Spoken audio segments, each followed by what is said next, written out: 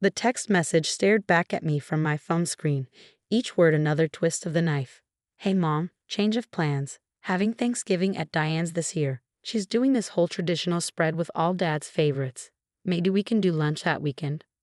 I sat at my kitchen counter, surrounded by grocery lists and recipe cards I pulled out for what I thought would be our usual family Thanksgiving.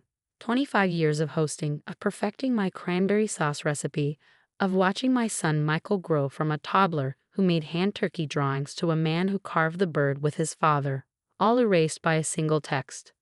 Diane, my ex-husband Tom's new wife of 2 years, the woman who'd been his just a colleague until I found the hotel receipts.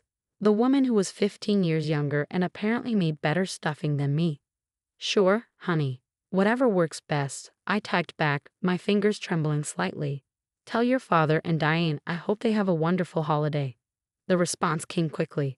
Thanks for understanding, Mom. You're the best. Am I? I wondered, setting down my phone.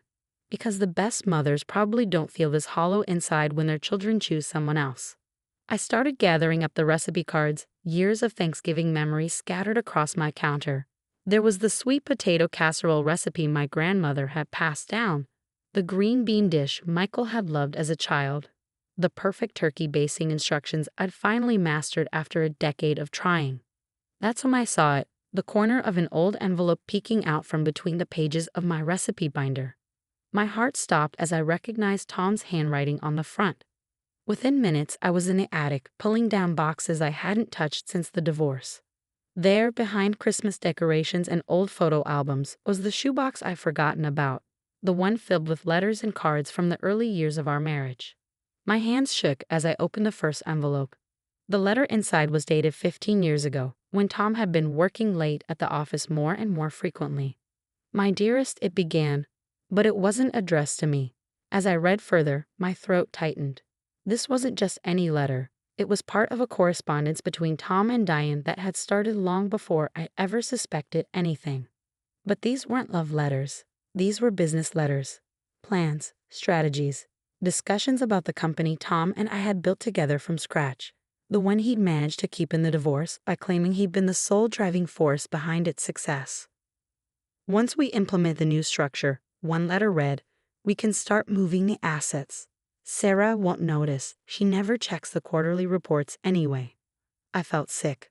All those years I trusted him to handle the business side while I focused on operations and client relations. All those times he'd assured me everything was fine, that the company's struggling numbers were just market fluctuations. Another letter caught my eye, this one from just before our divorce. Everything's in place. Once the papers are signed, we can finally be together openly. Sarah will get her settlement, and she'll never know about the offshore accounts. Offshore accounts, the words seemed to pulse on the page. During our divorce, Tom had claimed the company was barely staying afloat, that the settlement he offered was more than fair. I believed him, too tired and heartbroken to fight. My phone buzzed, another text from Michael. Diane's asking if you want her cranberry sauce recipe. She won some kind of cooking contest with it. I looked at the phone, then back at the letters spread around me. My son, my own flesh and blood, was sitting in the house of a woman who had helped systematically dismantle not just my marriage, but my financial security. And they wanted to share recipes. More letters spilled from the box. Bank statements, email printouts, a whole paper trail of betrayal that had started when Michael was still in middle school. This wasn't just about an affair. This was about years of calculated deception. The last letter in the box was the most damning. Written just weeks before Tom asked for a divorce, it detailed exactly how they hidden millions in company profits, complete with account numbers and transfer dates, the kind of evidence that would interest not just a divorce lawyer, but the IRS. My hands were steady now as I picked up my phone, but instead of responding to Michael's text, I opened my camera app and started photographing the letters, one by one, building my own paper trail of truth. They wanted to take my Thanksgiving, fine, but they were about to learn that some dishes are best served cold. The week before Thanksgiving, I made 3 important calls. The first was to David Chen, my former divorce attorney, who had always suspected Tom was hiding assets. The second was to the IRS Fraud Investigation Unit. The third was to Marissa, Tom's executive assistant for the past 20 years, who had been mysteriously let go 2 months after Diane officially joined the company. I've been waiting for this call, Marissa said, her voice tight with suppressed emotion. I have files. Lots of files. 2 days later, I sat in David's office, surrounded by mountains of evidence. Marissa's files, combined with my letters, painted a picture so damning it made my divorce attorney whistle. This isn't just divorce fraud, Sarah, David said, adjusting his glasses. This is systematic tax evasion, embezzlement, and corporate fraud. Tom and Diane could be looking at serious jail time. My stomach churned. And what about the company, the employees? With these documents, we can prove you were an unknowing party. The company can be saved, but Tom and Diane. He shook his head. They're going to have a very different kind of Thanksgiving than they planned. I thought about Michael, about how this would affect him. He'd idolized his father, and finding out the truth would devastate him. But keeping quiet meant being complicit in their deception. My phone buzzed, another text from Diane. Just checking if you got my cranberry sauce recipe. Also, Michael mentioned you seemed a bit down about the Thanksgiving changes. We'd love to have you join us. Around 4 p.m. The audacity was breathtaking. I could picture her in my old kitchen, playing happy families with my ex-husband and my son, probably wearing one of those ridiculous designer aprons she was known for. Thank you for the invitation, I replied. Actually, I would love to come. David looked up sharply. Sarah, whatever you're thinking, I'm thinking it's time for truth to be served alongside the turkey, I said, gathering the documents. Can you have everything ready by Thursday? He nodded slowly.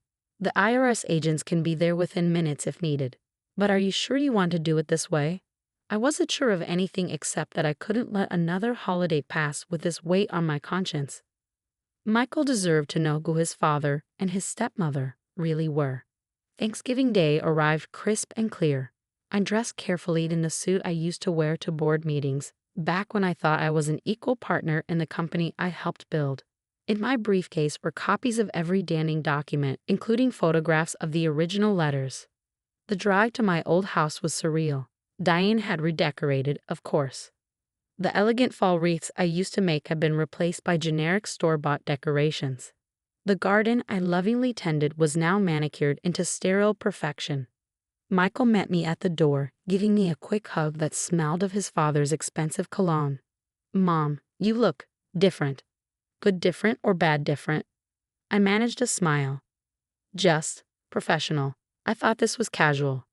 Oh, I always dress up for important occasions, I said, following him inside. The house had changed even more on the inside. All traces of my 25 years there had been erased, replaced by Diane's modern and personal style.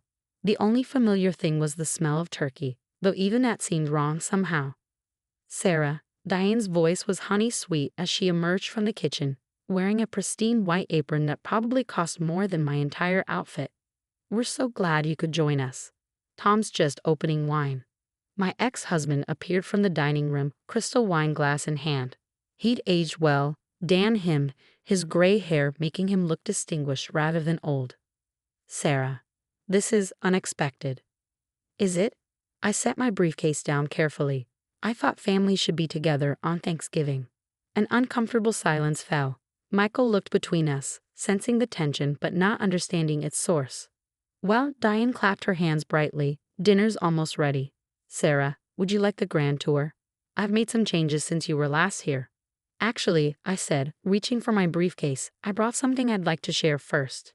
Consider it my contribution to the meal. Tom's face changed subtly. He'd seen that expression on my face before, in board meetings when I was about to present something he wouldn't like. Mom, Michael asked, what's going on? I opened my briefcase slowly, deliberately. Honey, do you remember when you were 14 and Dad started missing your baseball games because of work emergencies? Tom stepped forward. Sarah, don't. It's funny.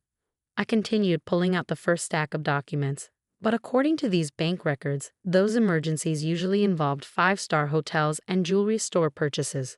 Diane's perfect smile faltered. I don't think this is appropriate dinner conversation. No, I spread the papers on the coffee table. Then perhaps we should discuss offshore accounts, tax evasion, or how about corporate fraud? Michael moved closer, picking up one of the letters. His face went pale as he read. Son, Tom started, but Michael cut him off. This is your handwriting, Dad. These dates. This was during my high school graduation. I pulled out more documents. There's more, so much more. Would you like to see the part where they plan to cheat me out of my share of the company? Or maybe the evidence of systematic embezzlement? That's enough. Tom's voice boomed through the room. Michael, your mother is clearly bitter about the divorce. Bitter? I laughed, and a sound surprised even me. I was bitter when I thought you just had an affair. This, I gestured to the spreading pile of evidence. This is criminal, and the IRS agents parked outside agree. The color drained from both Tom and Diane's faces. Through the window, we could see two black SUVs pulling up to the curb. Mom? Michael's voice was small, like when he was a child waking from a nightmare. Did you know about this, all this time? No, honey, I just found out, and I had to decide whether to keep quiet for the sake of peace or show you the truth about the father you idolize and the woman who helped him betray us both. The doorbell rang.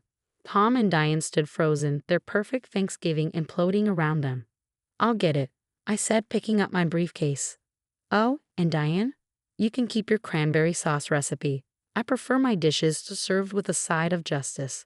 The aftermath of that Thanksgiving unfolded like a carefully choreographed dance of consequences.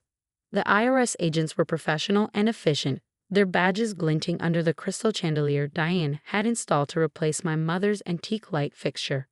They led Tom and Diane away just as the turkey timer chimed its cruel irony. Michael and I sat in the ruins of the abandoned dinner, the perfectly set table a monument to shattered illusions. The cranberry sauce congealed in its crystal bowl, untouched.